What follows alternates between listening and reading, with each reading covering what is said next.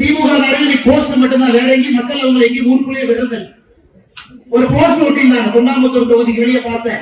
இந்த முறை வச்ச குறி தப்பாது. தொண்டாமுத்தூர் 3 முறை தோற்று மறுபடியும் அதே குறியை வைத்து மறுபடியும் தொண்டாமுத்தூர்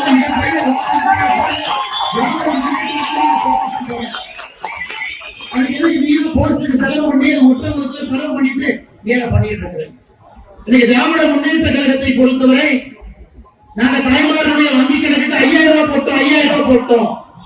இது ஒரு படத்துல ஜனநாயக கண்ணு ஒரு டவுன் பஸ் இறப்பு வர எதுக்கு சந்தோஷமா இருக்கீங்கன்னா என் பொண்ணாடி ஊருக்கு போயிட்டாங்க சந்தோஷமா இருக்கு. அந்த மாதிரி இன்னைக்கு தாய்மார்களுக்கு தெரியும். இன்னைக்கு அதனால தாய்மார்கள் சந்தோஷமா இருக்கிறாங்க. 5000 ரூபாய் அக்கௌண்ட்டுக்கு வந்துருச்சு, எங்களுக்கு ஓட்டு போட போறாங்க.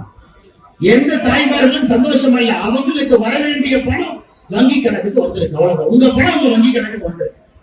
இது சந்தோஷப்பட ஒண்ணு இல்லைங்களேங்கம்மா.